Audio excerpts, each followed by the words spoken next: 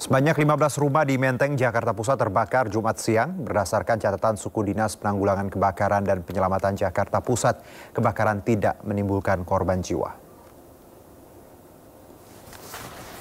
Kepala Sudin Gul Karmat Jakarta Pusat Asril Rizal menerima informasi terkait kebakaran belasan rumah Jumat siang.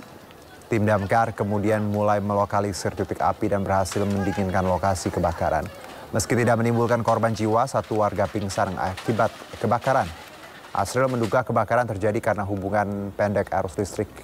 Dan pihak Sudin Gul Karmat Jakarta Pusat masih menghitung berapa kerugian yang ditimbulkan akibat kebakaran ini.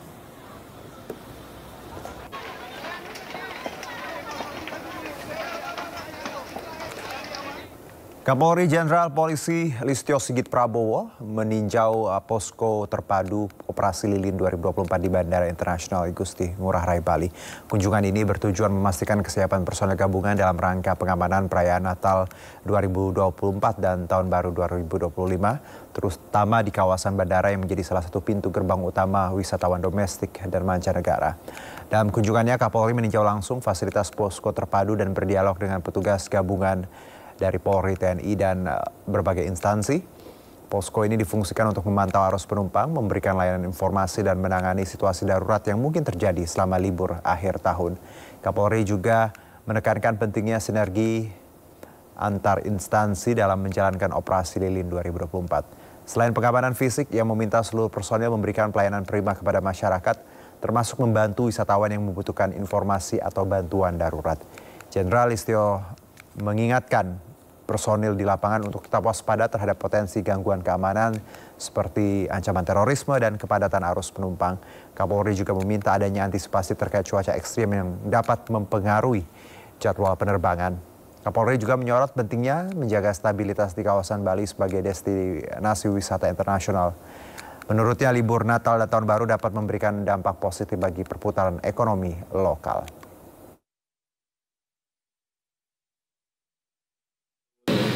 Kegiatan pastikan bahwa seluruh pergelaran pasukan betul-betul siap, termasuk juga sarana dan prasarananya. Sebagaimana disampaikan oleh Bapak Menhub terkait dengan hasil survei terakhir bahwa di tahun ini akan terjadi pergerakan masyarakat sekitar 110,67 juta orang, dan ini meningkat sebesar 2,83% atau kurang lebih 3,4 juta dibandingkan tahun lalu. Namun demikian, prediksi kita ini juga bisa meningkat jauh lebih tinggi karena tahun lalu dari survei yang ada, realita di lapangannya meningkat 17%. Jadi tentunya kita harus mengantisipasi kemungkinan meningkatnya. Kemudian dari hasil pengecekan, rapat koordinasi, kita perkirakan bahwa puncak arus mudik akan terjadi mulai tanggal 21 Desember dan juga tanggal 28 Desember 2024. Sementara puncak arus balik kita perkirakan tanggal 29 Desember 2024 dan 1 Januari 2025. Pemirsa, lonjakan penumpang terjadi pada keberangkatan di Stasiun Pasar Senen Jakarta. Per hari ini saja 37.000 tiket terjual ludes dari 44.000 tiket yang disediakan PT KAI Daob 1 Jakarta pada periode Nataru. Memasuki pekan libur Natal dan Tahun Baru, terpantau Stasiun Pasar Senen Jakarta ramai oleh penumpang yang akan berpergian ke Jawa Tengah dan Jawa Timur. Per hari ini tercatat ada 37.000 tiket terjual atau 85% dari 44.000 tiket per harinya yang disediakan oleh PT KAI Daob 1 Jakarta dan pada Natal dan Tahun Baru 19 Desember hingga 5 Januari 2024 mendatang. Tak hanya itu, KAI Daob 1 Jakarta memberangkatkan 78 KA, sudah termasuk KA tambahan perharinya yang berangkat dari Stasiun Gambir dan Stasiun Pasar Senen. Sejumlah tujuan favorit masyarakat, yakni Surabaya, Purwokerto, Semarang, Surabaya, hingga Yogyakarta.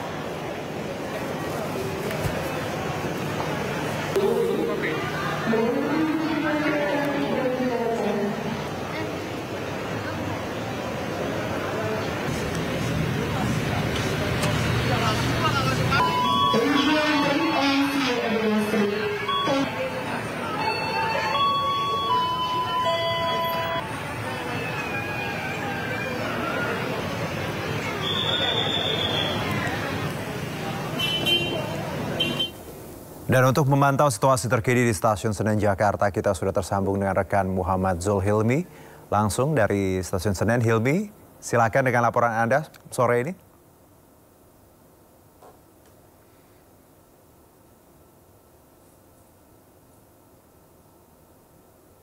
Ya, silakan Hilmi. Senen Jakarta begitu ramai karena untuk sesaat lagi ini sekitar pukul 17.05 akan ada keberangkatan yakni kereta api Jayakarta tujuan Surabaya. Dan memang untuk hari ini memang sudah masuk ke dalam masa angkutan libur lebaran, maksud kami libur Natal dan juga Tahun Baru yang dimulai sejak 19 Desember hingga 5 Januari 2025 mendatang. Kami akan menunjukkan bagaimana situasi saat ini di Stasiun Pasar Senen Jakarta ini begitu ramai. Ini para penumpang sudah mulai mengantri untuk menunggu keberangkatan kereta api jarak jauh.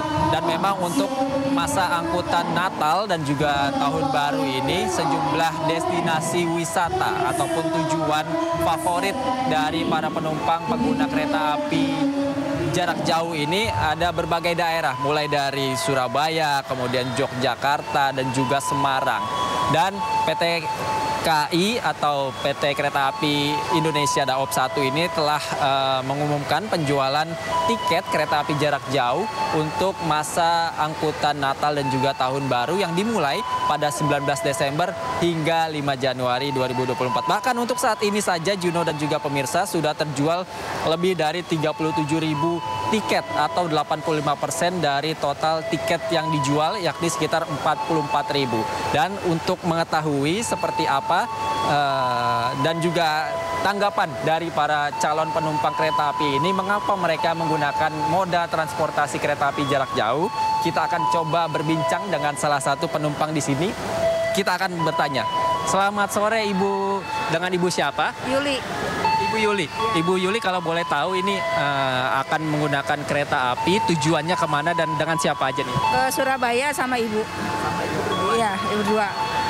Kalau boleh tahu nih Ibu, tanggapan Ibu mengenai moda transportasi kereta api saat ini seperti apa sih Bu?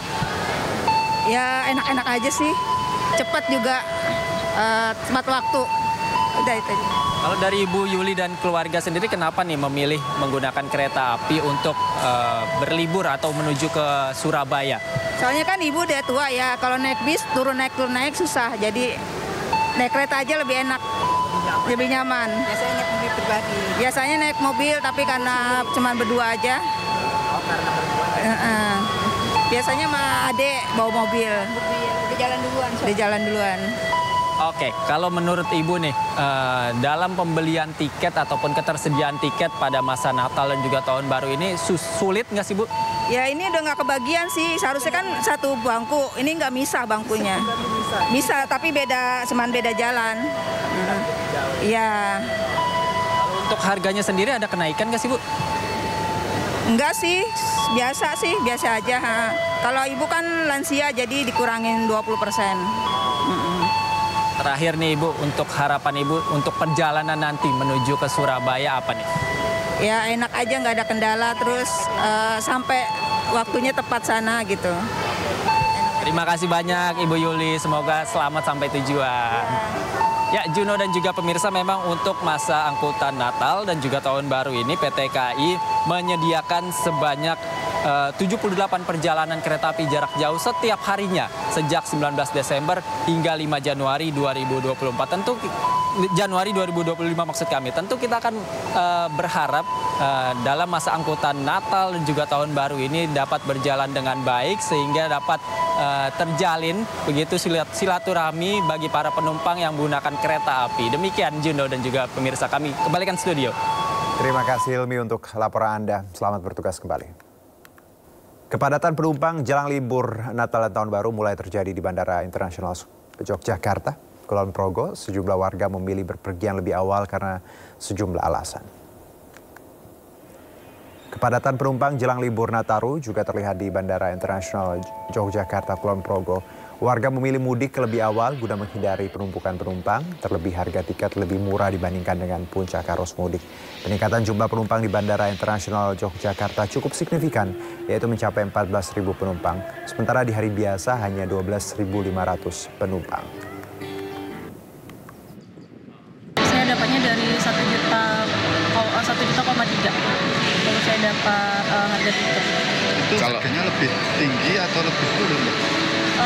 Turun sih, tapi tiap aplikasi beda-beda. Kalau di beberapa aplikasi saya kenanya 1,4, tapi saya pilih Agoda karena kenanya 1. Sementara itu puncak arus libur Natal dan Tahun Baru di Bandara Igusti Ngurah Rai Bali diperkirakan terjadi pada 23 dan 24 Desember mendatang. Karena itu berbagai langkah antisipasi penumpukan penumpang mulai dilakukan di bandara tersebut. Pihak manajemen Bandara Igusti Ngurah Rai Bali bersama instansi terkait membangun posko terpadu monitoring angkutan Natal dan Tahun Baru. Posko yang mulai beroperasi mulai 18 Desember hingga 5 Januari 2025 mendatang ini rencananya akan bertugas selama 24 jam penuh. Selain membangun posko, rekayasa lalu lintas, penambahan personil dan pemberlakuan pembayaran non-tunai juga diberlakukan. Ini untuk mengurai kemacetan dan mempercepat pemeriksaan penumpang dan barang di bandara. Puncak kedatangan akan terjadi pada 23 dan 24 Desember nanti. Diprediksi Bandara Igusti Ngurah Rai akan melayani sebanyak 83.000 penumpang per hari. Karena itu pihak bandara juga menyiapkan 445 penerbangan tambahan dari 7 maskapai.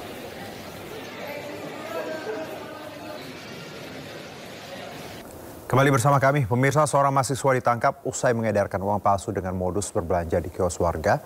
Petugas menyita 19 lembar uang palsu pecahan Rp100.000 yang digunakan oleh pelaku untuk berbelanja.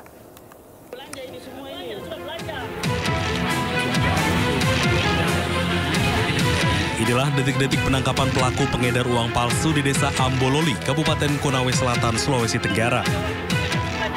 Pelaku yang berstatus sebagai mahasiswa salah satu perguruan tinggi di Kota Kendari ditangkap usai berbelanja di salah satu kios dengan menggunakan uang palsu pecahan Rp100.000 agar pelaku mendapatkan uang kembalian berupa uang asli. Tersangka mengaku telah melakukan tindakan ini sebanyak 5 kali dengan alasan untuk membayar utang dan memenuhi kebutuhan hidup sehari-hari. Tersangka membeli itu hari Minggu. Uangnya itu dia membuat dengan cara fotokopi warna dengan printer biasa yang kita pakai, fotokopi warna. Jadi di mana dia pakai kertas HVS F4 difotokopi dengan 2 uang Rp100.000 sebanyak 19 lembar. Polresta Kendari masih melakukan pengembangan kasus ini untuk mencari pelaku lain dan barang bukti tambahan. Atas perbuatannya, tersangka terancam hukuman penjara minimal 10 tahun. Dari Kendari, Sulawesi Tenggara, Mukhtarudin Aidus melaporkan.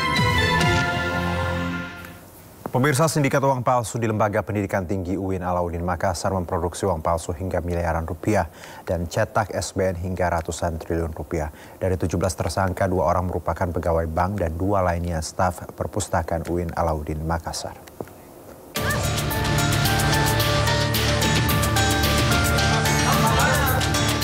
Polres Goa menetapkan 17 tersangka sindikat pembuatan dan pengedaran uang palsu di UIN Alauddin Makassar, Sulawesi Selatan. Polisi menyita 98 barang bukti termasuk uang palsu senilai triliunan rupiah. Dari ke-17 tersangka, 2 orang merupakan pegawai bank dan 2 lainnya merupakan kepala dan staf perpustakaan UIN Alauddin Makassar. Hasil pemeriksaan diketahui bahan pembuatan uang kertas palsu berasal dari Cina. Minta penjelasan ke Pak BI apakah betul atau tidak. Ada 1 lembar kertas fotokopi Certificate of Deposit BI. Nilainya 45 triliun. Juga ada 1 lembar kertas surat berharga negara SBN senilai 700 triliun juga. Nah, kemudian dari beberapa alat bukti yang lain, ini ada tinta, ada mesin, ada spare part, kaca pembesar, lampu rekam, dan lain sebagainya. Jumlahnya total ada 98 ini. Khusus untuk mesin cetaknya dibelinya di Surabaya tapi barang dari Cina. Kasus ini terungkap saat polisi menangkap salah satu pelaku yang membayar pinjaman sebesar Rp500.000 dengan uang palsu. Setelah dilakukan pengembangan, polisi kembali menemukan uang palsu hingga ratusan juta rupiah di dalam kampus UIN Alauddin Makassar. Polisi masih terus mengejar DPO lain yang diduga terlibat kasus ini. Dari Kabupaten Goa, Sulawesi Selatan, Bukma iNews melaporkan. Ya, pemirsa, publik dihebohkan dengan kasus uang palsu yang terungkap di Makassar. Bank Indonesia menekankan pentingnya kewaspadaan masyarakat terhadap peredaran uang palsu. Dan hal ini menjadi ancaman serius bagi masyarakat dan perekonomian di tanah air. Seperti apa dampak uang palsu terhadap perekonomian? Kita akan membahasnya bersama Direktur Eksekutif Segara Institute yang juga ekonom. Ada Pak Peter Abdullah. Selamat sore, Assalamualaikum Pak Peter. Waalaikumsalam, selamat sore Mas Juno. Ya, terima kasih Pak sudah bergabung bersama kami. Kita melihat bagaimana tadi uang palsu diproduksi di dalam kampus ya Pak. Tapi sebelum kita bicara bagaimana ini dampaknya terhadap masyarakat dan juga jelang Natal dan Tahun Baru, Anda melihat sindikat ini dan beroperasi di dalam kampus, seperti apa tanggapan Anda Pak Peter? Ya, ini sangat mengejutkan ya, karena dilakukan oleh kelompok intelektual ya, di dalam kampus yang seharusnya ikut menjaga ya, kegiatan yang seperti ini adalah sebuah kegiatan yang sangat dilarang, melawan hukum, dan seharusnya kita bersama-sama memeranginya ya. Tapi kita bersyukur bahwasanya hal ini cepat diketahui, cepat terbongkar, dan apresiasi kepada para penegak hukum yang bisa mengungkap masalah ini dengan sangat cepat. Oke, yang menarik juga Pak, selain rupiah palsu, ini mereka juga ada, saya dengar juga ada beberapa mata uang asing palsu plus juga SBN Pak. Anda melihat bahwa mereka cukup berani dalam melakukan ini, lalu menurut Anda apakah hal ini jadi temuan yang harusnya kita sama-sama pelajari, sama-sama jadi highlight gitu, bahwa dengan sangat mudah plus juga benangnya Pak, apa tanggapan Anda terkait ini? Saya kebetulan belum melihat bentuk uang palsunya ya, tetapi kalau dilihat dari video yang saya saksikan, sebenarnya memalsukan uang 100.000 itu sangat tidak mudah. Sangat tidak mudah. Karena pengamanan yang dilakukan oleh Bank Indonesia itu termasuk yang sangat baik ya, yang terbaik ya. Dan oleh karena itu kalau kita lihat dari video yang saya dapatkan itu tidak banyak yang bisa dilakukan di dalam pemalsuannya. Jadi dengan mudah untuk diketahui bahwasanya uang itu adalah uang palsu. Beberapa bentuk pengamanan uang itu tidak bisa ditiru. Terutama dalam bentuk tanda air ya. Mungkin kalau hanya benang pengaman mungkin masih bisa ya. Tetapi dalam bentuk tanda air ya, yang kalau kita harus terawang itu bisa kelihatan dengan jelas bahwasanya itu adalah uang palsu ya. Jadi menurut saya ini kenapa ini bisa dengan cepat terbongkar, karena memang tidak mudah untuk melakukan pemalsuan uang rupiah ya, karena pengamanan yang dilakukan oleh Bank Indonesia itu sangat baik. Oke, karena mau sesempurna apapun pasti kalau palsu akan sangat beda ya Pak ya, dan terlihatlah seperti itu secara kasat mata. Lalu Pak, kalau kita juga lihat keterlibatan, saya dengar juga ada 2 orang ya, karyawan bank plus juga tadi yang punya ide atau otak dari sindikat ini adalah orang dari UIN itu. Anda melihat bahwa apakah dengan komposisi tim yang mereka punya, ada 17 orang tersangka, ini memang ketika merekrut orang bank, karyawan bank seperti itu, apakah ada dugaan bahwa mereka juga punya andil konsultasi seperti itu Pak, agar uang ataupun SBN ini semirip mungkin? Iya, saya kira patut diduga ya, mereka melibatkan orang bank itu dalam upaya untuk mengatasi tantangan-tantangan di dalam melakukan peredaran uang palsu. Karena mencetak uang palsu itu adalah satu hal, mengedarkannya itu tantangan sendiri ya. Dan itu sebabnya mereka mungkin melibatkan adanya orang bank ya, sehingga pertama mereka bisa memastikan bahwasanya apakah produksi uang palsu mereka itu sudah cukup memadai, dan yang kedua mungkin mereka mengharapkan bantuan si orang bank ini dalam upaya untuk melakukan peredarannya. Ya, tantangan sangat besar di dalam mengedarkan ya, dan terbukti kegagalan mereka kan di dalam mengedarkannya. Betul. Ya, ketika mereka baru mau melakukan pengedaran, mereka sudah ketahuan. Kalau melihat dari tumpukan uang palsunya, kalau menurut saya ini baru dilakukan, yang produksinya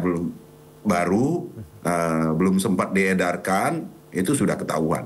Oke, baik Pak Peter. Sebelum kita lanjutkan Pak, kalau kita bicara mengenai uang palsu ini ya, ini juga terkait informasi bagaimana sebenarnya korban uang palsu sendiri sudah banyak di beberapa wilayah di tanah air, dan berikut informasinya.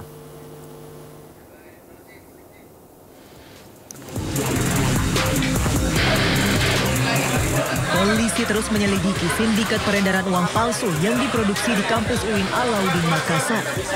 Dari hasil penyelidikan, uang palsu tersebut sulit dibedakan dengan kasat mata. Para pelaku bahkan menggunakan benang khusus yang menyerupai aslinya. Meski demikian, kualitas uang palsu yang disita polisi ini berbeda dan tidak memiliki pengaman yang hanya bisa dikeluarkan oleh Bank Indonesia. Pihak Bank Indonesia pun mengimbau warga selalu waspada karena diduga masih banyak uang palsu yang beredar di masyarakat. Uang selain yang dicetak oleh Bank Indonesia itu adalah tindakan kriminal, dan ancamannya sudah disampaikan oleh Pak Kapolda, 10 tahun sampai seumur hidup. Satuan Reserse Kriminal Polres Goa, Sulawesi Selatan mengamankan 17 orang pelaku yang diduga sindikat produksi dan pengedar uang palsu. Sebelumnya, polisi juga menggeledah ruang perpustakaan di kampus UIN Alauddin Makassar. Selain mengamankan seorang oknum pegawai, polisi juga menyita mesin pencetak dan sejumlah uang palsu sebagai barang bukti. Dari Kabupaten Goa, Sulawesi Selatan, Bukma Ainus melaporkan. Baik Pak Peter, kita lanjutkan bahwa ketika kita bicara mengenai uang palsu, peredaran yang seperti itu, sudah banyak kasus ataupun peristiwa yang kita lalui di tanah air, dan ini yang paling baru Pak. Kalau kita lihat juga Anda menyebutkan bahwa di awal akan sangat sulit sebenarnya untuk meniru sesempurna mungkin uang asli edaran dari Bank Indonesia. Dan kalau kita lihat juga tadi Pak ya, secara visual juga memang secara kasat mata pun kita bisa tahu itu palsu ya Pak. Jadi sebenarnya gampang untuk masyarakat membedakan. Anda punya insight Pak terkait ini? Ya, sebenarnya Bank Indonesia udah berulang-ulang selama sudah belasan tahun ini sudah menyampaikan, mensosialisasikan bagaimana mengenali uang palsu. Ya, makanya dikenal 3D kan. Dipegang, ya, dilihat, diterawang, itu adalah cara untuk kita mengecek keaslian uang, ya. Karena uang itu, uang asli itu bahannya itu khusus, ya.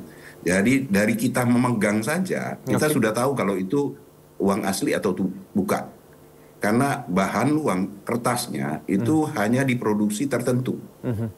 Jadi dari bahannya saja, dari kertasnya saja, itu sudah tidak bisa dipalsukan seharusnya. Ya. Dan yang kedua adalah di dalam teknik pencetakannya, di mana di dalam pencetakannya itu banyak sekali pengamanan, dan itu bisa dilihat, ya, bisa diterawang. Ya, makanya ada 3D. Jadi masyarakat sebenarnya tidak sulit untuk melakukan mengenali uang asli atau uang palsu. Ya, cukup dengan memegang, melihat, dan menerawang, kita sudah bisa memastikan apakah uang itu asli atau uang palsu. Baik, Pak Peter, satu singkat saja Pak. Kalau bicara dampak ekonomi dan juga dampak, kita tahu ini libur Natal dan Tahun Baru dan peredaran uang palsu yang diduga masih banyak beredar. Apa dari sudut pandang seorang ekonom Pak? Ya, kalau uang palsu ini misalkan ya yang dicetak kemarin itu berhasil diedarkan, tentu akan banyak sekali dampak negatifnya. Ya, yang jelas kalau kita lihat dampaknya kepada pelaku ekonomi sendiri, mereka akan mengalami kerugian yang sangat besar kalau mereka menerima uang palsu, karena uang itu kemudian tidak bisa diedarkan kembali dan otomatis mereka akan mengalami kerugian. secara mikro ya, secara individu. Dan secara makronya bisa jelas terlihat ya, jumlah uang itu akan melonjak drastis dan itu akan memunculkan distorsi dalam perekonomian, inflasi bisa naik dan sebagainya ya. Jadi dampaknya banyak negatif ya. Tetapi kita syukuri ya bahwasanya dari statistik yang kita miliki, peredaran uang palsu di Indonesia ya, itu kalau dibandingkan dengan peredaran uang palsu di banyak negara lain secara global, itu kita itu relatif sangat rendah ya. Jadi tingkat pemalsuan uang di Indonesia itu sangat rendah.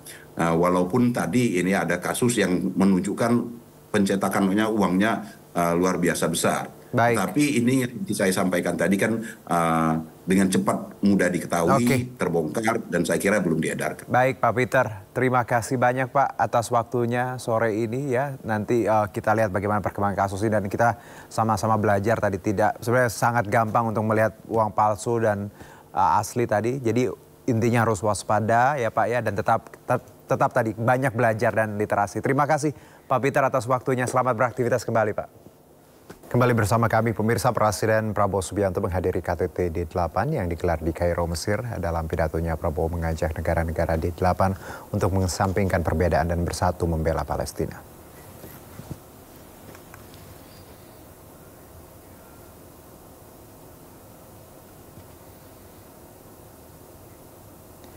Tiba di The New Capital President Palace, Kairo, Mesir, Presiden Prabowo disambut Presiden Mesir Abdel Fattah al-Sisi. Saat sampaikan pidato di depan pimpinan negara anggota D8, Presiden mengajak anggota 8 negara berkembang D8 untuk mendorong pertumbuhan ekonomi demi mendukung dan memberi bantuan Palestina. Presiden juga menekankan bahwa tanpa persatuan dan tanpa atasi perbedaan, kelompok D8 tidak bisa kuat dalam menghadapi situasi geopolitik yang saat ini terjadi. Once again, we must learn from the geopolitical situation that's happening around us now. Without unity, without overcoming our differences, we cannot be strong. We say that we support Palestine, but if we are weak, how can we support Palestine? For that, D8 must be united. We must work together to be united. We must leave behind our differences. We must look for the greater good of our peoples. Without unity, without integration, we will be weak. And if we are weak, we will be exploited. That is the law of history.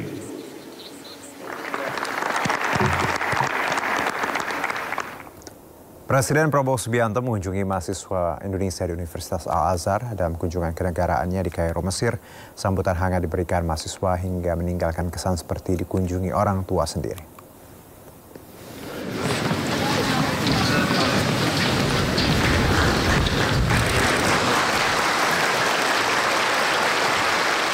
Kehadiran Presiden Prabowo Subianto di Universitas Al-Azhar Kairo, Mesir disambut antusias oleh mahasiswa Indonesia yang tengah mengenyam pendidikan di sana. Dalam kunjungannya, Presiden Prabowo juga sempat berpidato di hadapan mahasiswa. Hadirnya Prabowo di sela-sela kunjungan kenegaraan untuk mengunjungi mahasiswa ini meninggalkan kesan yang indah bagi para pelajar. Seorang mahasiswi mengungkapkan kehadiran Presiden Prabowo seperti dikunjungi orang tua sendiri. Banyak ya, bersyukur banget, nggak nyangka bisa satu ruangan sama Pak Presiden gitu. Bisa menghirup udara yang sama dengan Bapak Presiden ya, nggak expect banget Pak Prabowo bisa datang. Pertama kayak merasa bersyukur banget dapat kesempatan bisa aja di sini. Terus kayak ngerasa dikunjungin orang tua gitu, kayak ini ada yang ngebanggain kita gitu loh. Ketika kita merantau jauh dari orang tua gitu. Mahasiswa juga turut mengungkapkan kekagumannya akan sosok Prabowo lantaran kebijaksanaannya dan kewibawaannya dalam memimpin Indonesia. Mereka mendoakan agar Presiden Prabowo senantiasa semangat dalam mengemban tugas negara. Pertama Sementara itu, Wakil Presiden Gibran Rakabuming Raka meninjau sistem penyediaan air minum bersih atau SPAM Regional Jatiluhur 1 di Bekasi, Jawa Barat. Kegiatan dilakukan untuk pastikan komitmen pemerintah dalam mendorong swasembada air. SPAM Regional Jatiluhur 1 difokuskan untuk penuhi kebutuhan air bersih di wilayah Jakarta, Kota Bekasi, Kabupaten Bekasi, dan Kabupaten Karawang. Dengan kapasitas 5.750 liter per detik, SPAM ini dapat menyediakan air bersih berkualitas bagi 1,9 juta masyarakat di wilayah sekitar. Dalam kunjungannya, Gibran menyoroti pentingnya pengelolaan air yang berkelanjutan supaya manfaat proyek SPAM dapat dirasakan secara jangka panjang oleh masyarakat. Menurut Gibran, ketersediaan air bersih juga berkaitan dengan upaya pemerintah dalam menekan angka stunting. Air bersih berperan menjaga kesehatan ibu hamil dan anak sebagai strategi komprehensif pencegahan stunting.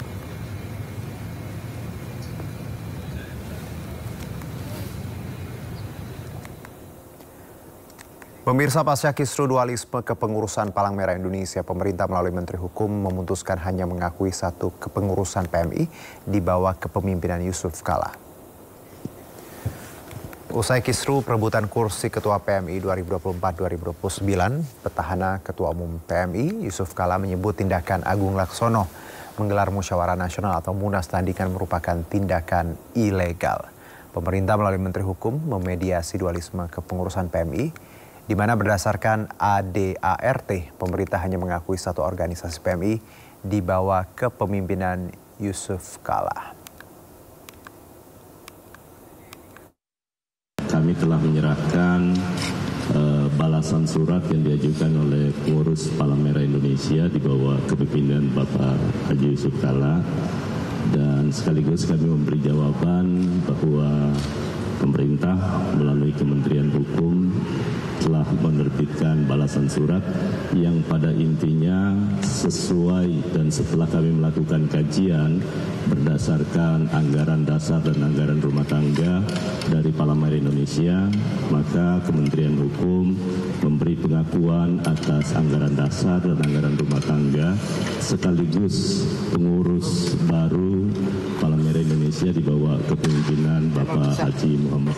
Dan karena itu maka dengan ini tentu maka isu-isu tentang ada pengurus baru itu berarti sudah dijelaskan dalam pemerintah yang sah, cuma karena prinsip Palang Merah internasional hanya boleh ada satu Palang Merah di suatu negara atau bulan sabit merah, cuma satu boleh. Nah, karena itu kalau telah tadi akui pemerintah maka secara sah, maka saya kira persoalannya telah selesai, dan tentunya teman-teman yang ada di pihak ya bisa jadikan organisasinya menjadi organisasi sosial, organisasi membantu masyarakat, silakan aja, tapi tidak atas nama PMI. Nah, itu. Mahkamah Agung resmi menolak permohonan kasasi PT Sri Rejeki Isman atau Sritex terkait putusan Pailit Pengadilan Niaga Semarang yang diajukan oleh PT Indo Barat Ryan. Permohonan kasasi Sritex telah diputuskan melalui sidang 18 Desember 2024 dan dibacakan oleh Ketua Majelis Hakim Agung Hamdi dan dua anggotanya, yakni Hakim Agung Nani Indrawati dan Lukas Prakoso. Dalam laman Kepanitriaan Mahkamah Agung tertulis jika amar putusan ditolak. Manajemen PT Sritex sebelumnya telah mendaftarkan kasasi pada Oktober 2024 setelah dinyatakan pailit oleh Pengadilan Negeri Niaga Semarang. Selanjutnya perkara itu diajukan ke MA melalui PN Semarang 15 November 2024.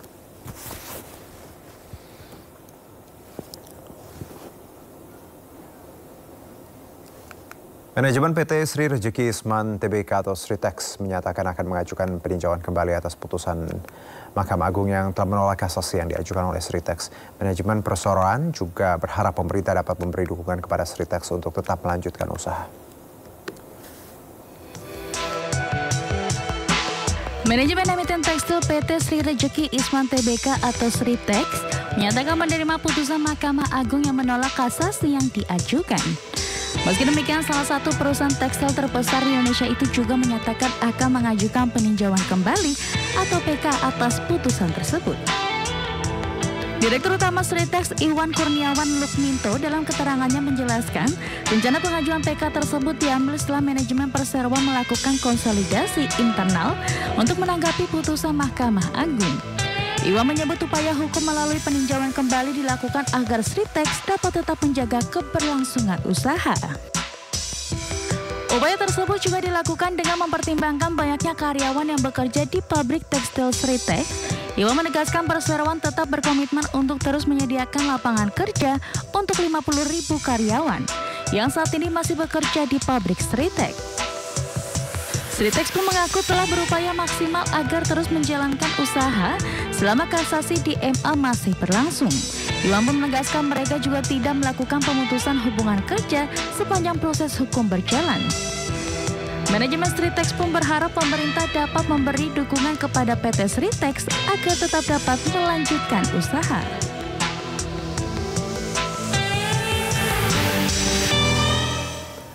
Kakor Lantas Polri Irjen Polisi Aan Suhanan meminta masyarakat untuk memastikan kondisi fisik pengemudi dan juga kendaraan dalam kondisi prima saat melakukan perjalanan mudik atau wisata libur Natal dan Tahun Baru. Berdasarkan survei, Kakor Lantas Polri memprediksi pergerakan masyarakat meningkat sebanyak 2,8%. Apabila akan melakukan perjalanan, baik itu mudik, wisata maupun ke tempat peribadatan, ini pastikan kesehatannya prima. Itu yang terpenting. Ya. Yeah.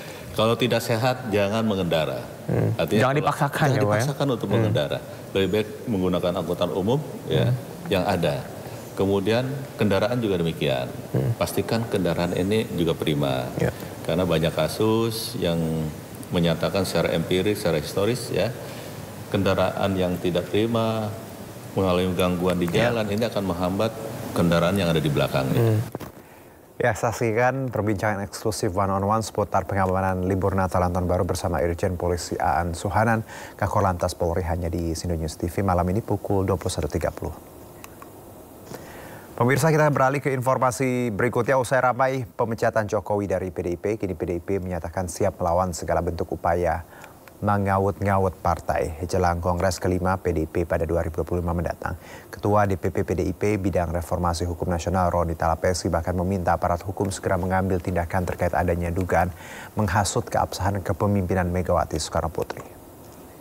Dengan beredarnya baliho dan spanduk yang sifatnya menghasut telah menciptakan kondisi siaga 1 di internal PDI Perjuangan untuk memberikan reaksi terhadap adanya upaya mengawut-awut PDI Perjuangan menjelang Kongres PDI Perjuangan yang sebagaimana dinyatakan oleh Ibu Megawati Soekarno Putri.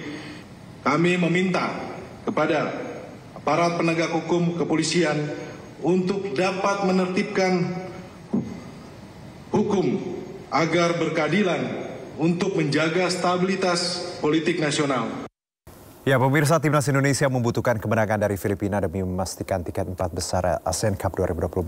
Namun Filipina bukan lawan yang mudah, meskipun dari sejumlah pertemuan Indonesia masih unggul dari Filipina. Dan untuk membahas ini kami sudah terhubung dengan sambungan telepon bersama pengamat sepak bola kita, Bang Effendi Syaputra. Assalamualaikum, selamat sore Bang Effendi. Selamat sore Bang Juno. Ya, sehat ya Bang? Sehat, alhamdulillah. Oke, sehat, alhamdulillah. Bang, kita tahu bahwa kita akan besok menghadapi The Askal ya. Dan tadi ada kalimat terakhir adalah kita wajib menang untuk lolos ke babak selanjutnya. Anda melihat target ini seperti apa? Iya, tidak ada kata lain untuk mengamankan tiket kita ke babak semifinal adalah dengan memenangkan pertandingan ini dengan Filipina. Apalagi kalau menangnya lebih dari 1 gol. Jadi bermain di depan publik sendiri di Stadion Manahan, tentu ini menjadi mood booster tersendiri buat anak-anak Sintayong, dan kita berharap dukungan penuh publik sepak bola Solo akan ikut menaikkan gairah anak-anak ini, anak-anak muda ini yang sebenarnya usia mereka ini usia yang masih sangat muda-muda. Keberanian Coach Sintayong membawa timnas dengan usia yang sangat muda seperti ini menghadapi tim yang jauh usianya lebih senior daripada Indonesia juga harus dibuktikan dengan hasil yang baik. Melawan Filipina tidak ada kata lain selain wajib meraih 3 poin. Namun hal ini tidak semudah membalikan telapak tangan karena Filipina juga masih mempunyai asa untuk lolos ke babak semifinal, apalagi mereka juga dihuni oleh pemain-pemain yang bukan kaleng-kaleng juga. Kita tahu pemain-pemain Filipina ini pemain-pemain naturalisasi juga, ada naturalisasi Norwegia, ada naturalisasi Ghana, ada naturalisasi dari Amerika, jadi naturalisasi dari Spanyol. Jadi mereka juga secara tim juga bukan tim yang lemah ya. Mereka juga menebar ancaman juga buat timnas Indonesia tentunya di Piala AFF. Oke, Bang, kalau kita lihat juga dari rekor ya bertemu kita memang luar biasa di atas kertas. Let's say kita cukup unggul. Namun kalau kita lihat perjalanan dari Filipina di AFF kali ini, mereka tidak pernah kalah ya dan juga tidak pernah menang alias imbang. Anda melihat bahwa apakah kalau kita bandingkan apple to apple di atas kertas, apakah kita memang secara dari pengalaman dan juga prediksi akan lebih bagus atau seperti apa, Bang? Kalau Anda tadi menyebutkan juga bahwa mereka juga kali ini turun dengan amunisi yang cukup baik. Secara statistik dan historikal kita jauh ya unggul di atas Filipina. Filipina berapa kali juga tidak membawa hasil yang baik ketika berhadapan dengan Indonesia. Tapi tentu statistik ini tidak bisa menjadi jaminan Indonesia bisa menang. Mudah melawan Filipina di kandang sendiri besok malam. Tentu dengan komposisi yang ada sekarang, kualitas tim yang ada sekarang, pertandingan akan menjadi seru. Apalagi kedua tim ini punya tipikal bermain menyerang. Hal ini dibuktikan dengan jumlah gol yang dilesakkan oleh masing-masing tim dan juga gaya bermain dari pelatih Filipina juga sangat menyerang. Jadi saya pikir Indonesia mesti waspada walaupun diunggulkan secara historikal, secara statistik, tapi tetap saja kondisi di atas lapangan, mentalitas di atas lapangan akan berperan luar biasa untuk menentukan hasil akhir. Karena memang kalau kita bedah juga ya Bang Effendi bahwa komposisi dari timnas Filipina dan kali ini mereka senior juga dan ada naturalisasi. Jadi kalau kita lihat mungkin kalau kita bandingkan dengan komposisi kita yang banyak didominasi pemain pemula dan muda, tentunya ini juga jadi catatan ya Bang Effendi ya? Ya, pasti. Dan ini menjadi catatan tersendiri dan kita berharap kisah-kisah bagus Indonesia mengalahkan Filipina akan terulang besok malam. 2002 Bang Effendi ingat nggak? Iya. 13-1 ya.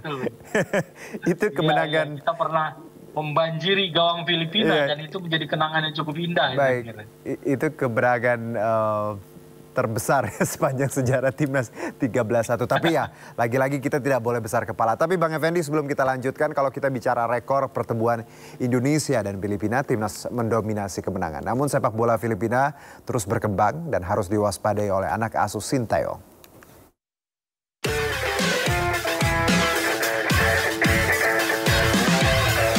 Timnas Indonesia membutuhkan kemenangan dari Filipina demi memastikan tiket 4 besar ASEAN Cup 2024. Namun Filipina bukan lawan yang mudah.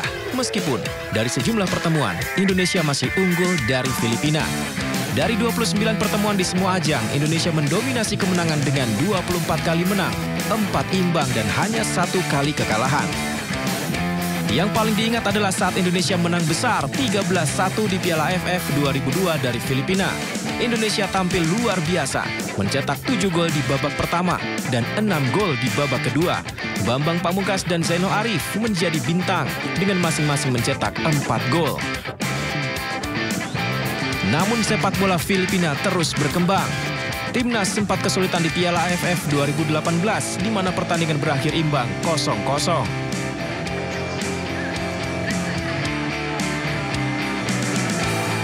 Indonesia bisa bangkit lagi dan meraih kemenangan tipis 1-2 dari Filipina di ajang Piala AFF 2022. Terakhir pertemuan Indonesia dan Filipina terjadi pada 11 Juni 2024. Anak asuh Sinteyong menang 2-0 dari Filipina di kualifikasi Piala Dunia 2026. Melihat perkembangan sepak bola Filipina yang cukup pesat, apalagi kemarin mereka sempat menahan imbang tim kuat ASEAN Vietnam. Jelas timnas Indonesia tak boleh lagi melihat rekor pertandingan karena Filipina yang sekarang sudah berbeda. Jadi, jangan lengah Garuda.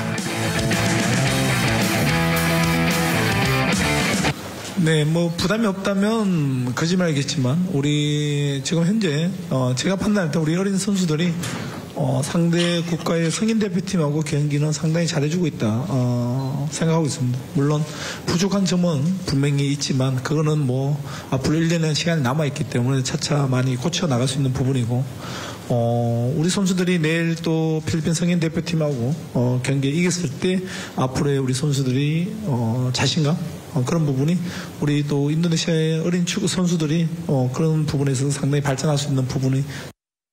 Ya pastinya dari para pemain sudah prepare semaksimal mungkin untuk menghadapi pertandingan besok. Intinya semua para pemain pengen melanjutkan timnas Indonesia ini ke babak selanjutnya. Jadi mohon dukungannya buat pertandingan besok. Pertandingan besok itu sangat penting, jadi tolong dukung kita semua. Kalau soal beban sih kemungkinan pasti ada. Namun ya semua itu tergantung situasi di lapangan.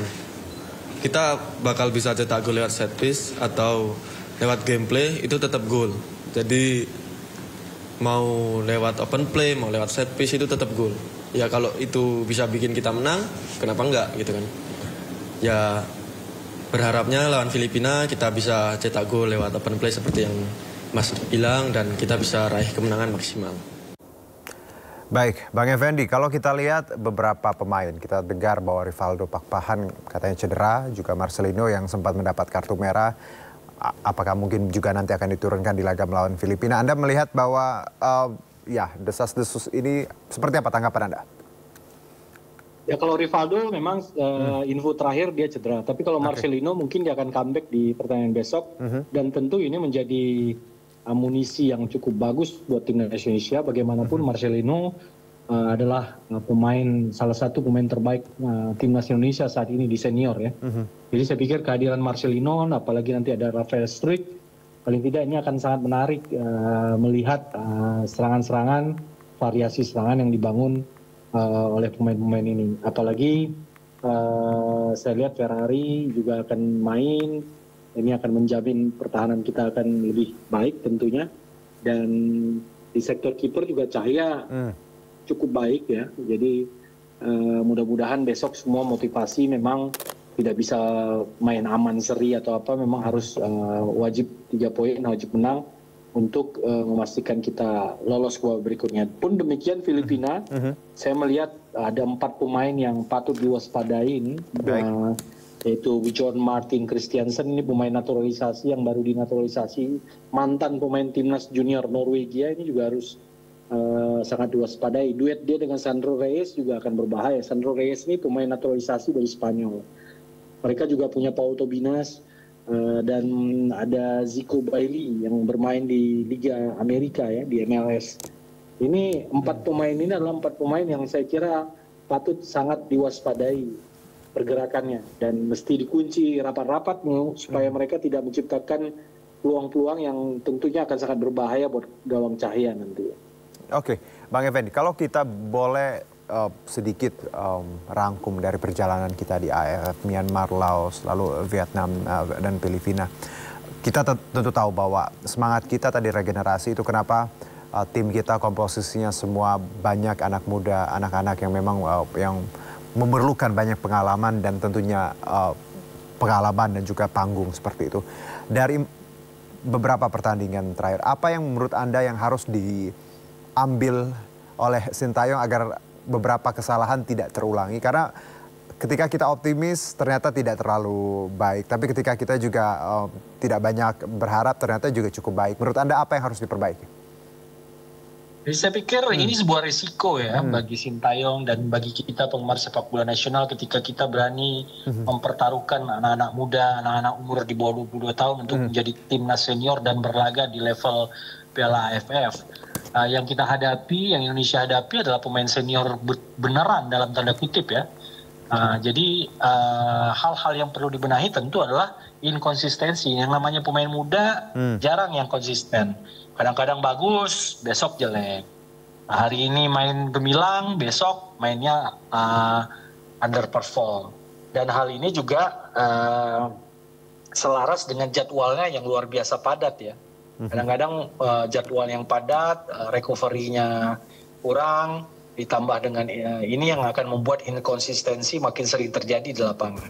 Tapi apapun itu, ini sebuah pertarungan besar Sintayong. Dia berani menurunkan anak-anak muda untuk regenerasi ke depan. Artinya anak-anak muda ini ketika nanti pada waktunya sudah siap bertarung karena mereka sudah terbiasa menghadapi pemain-pemain senior seperti Vietnam, Laos, Filipina, dan Myanmar.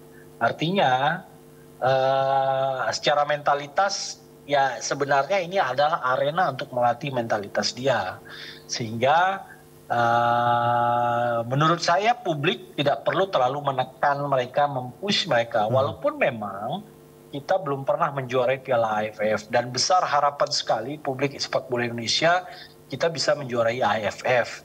Walaupun kita sudah bermain di level ronde ketiga Piala Dunia, tapi tetap harapan masyarakat Indonesia itu bagaimana Indonesia bisa mengangkat untuk pertama kalinya Piala AFF.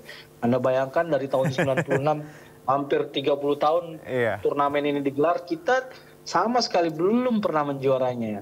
Jadi saya pikir ini sebuah PR dan sebuah penantian yang begitu lama dinanti-nantikan, walaupun sekarang orang masih sering ngatain kalau piala ini cuman piala yang tidak selevel dengan ronde ketiga Piala Dunia, kira-kira seperti itu. Tapi saya pikir penting juga untuk memperhitungkan, menargetkan kita juga harus bisa berikan kejutan untuk meraih piala ini di turnamen tahun ini. Oke, Bang Effendi, terima kasih banyak untuk insight dan analisanya. Kita doakan besok untuk hasil paling baik biar kita bisa masuk ke babak semifinal selanjutnya. Terima kasih Bang Effendi. Terima kasih. Terima kasih.